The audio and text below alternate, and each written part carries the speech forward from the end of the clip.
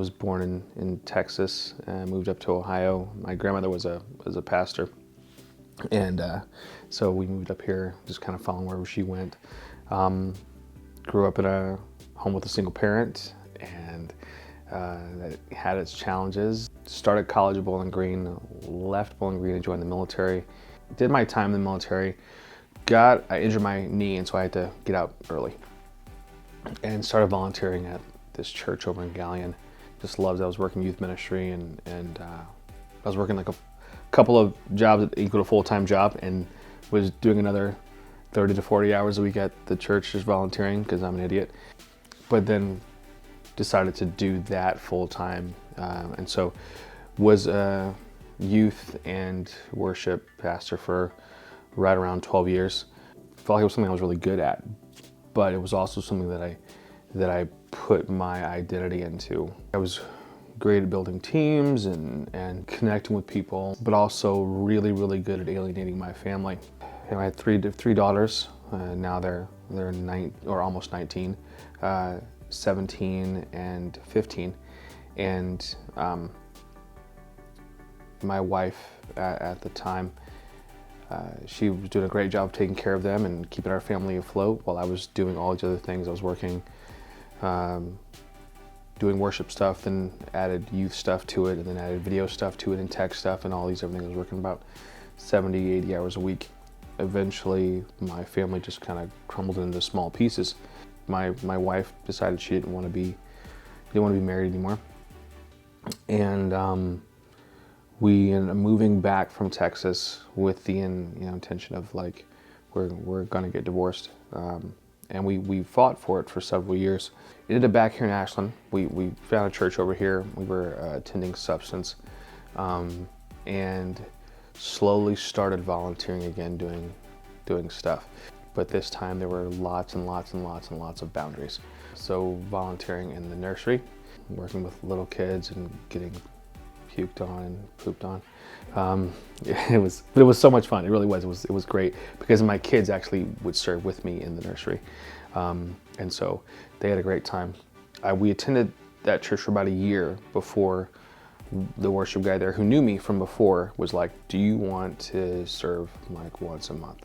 And so I told him no for about 5 months, and then eventually said yes.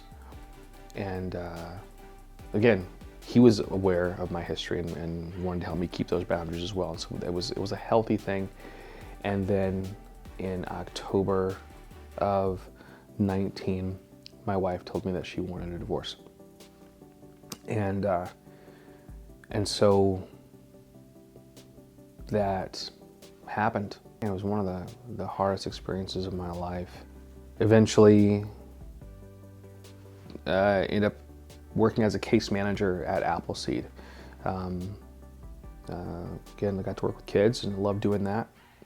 And while I was doing this, I got kind of pressed on by the upper management there. Like, you would be really good at counseling if you thought about doing that. And I said, well, did a lot of that when I was doing ministry, just kind of like by nature, like people come into your office and have a bazillion questions, and so I ended up going back to school, and I got my master's, and now I'm a youth therapist at Appleseed.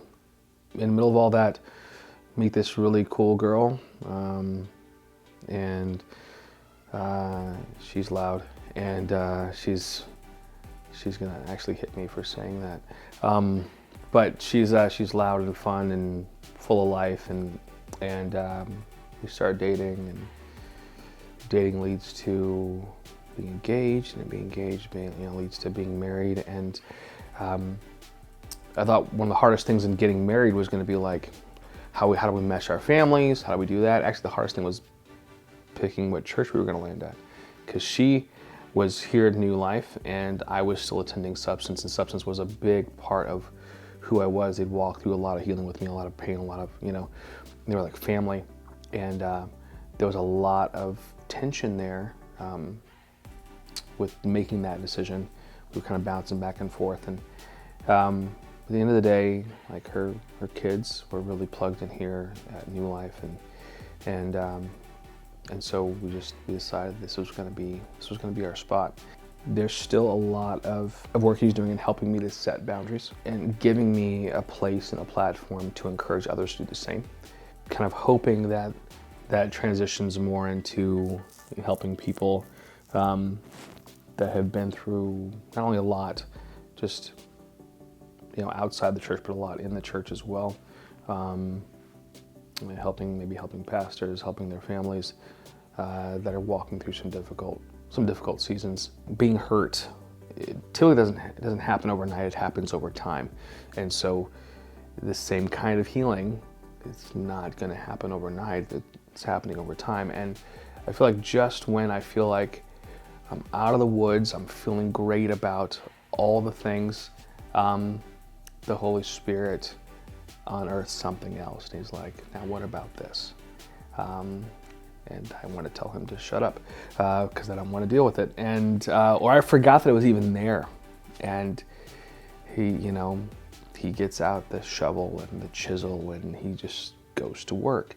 And sometimes it's really, really big things, and sometimes it's little things, but it's all geared towards making me more like Jesus. And so even though I push back quite a bit because I'm stubborn like that and I want to do things my way in my time, he laughs, and but it's taking a lot of time, a lot of small steps, a lot of small conversations, some tears, some anger, some really angry prayers,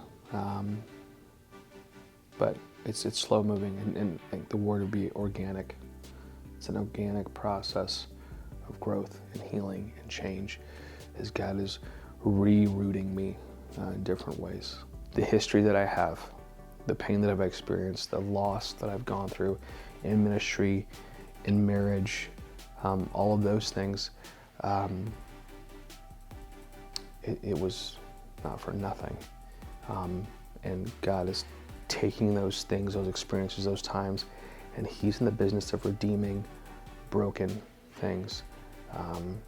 And that's what he's doing. He's taking those pieces and those parts and my brokenness, and he's like, now watch what I do with this.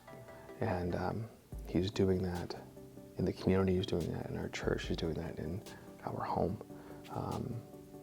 And it's a beautiful thing. He's not done. And there's lots of hard days with it. But God is continuing to work through me to do awesome things. And he's continually doing open heart surgery on me to continue to heal things and to work on things and to make me more like his son.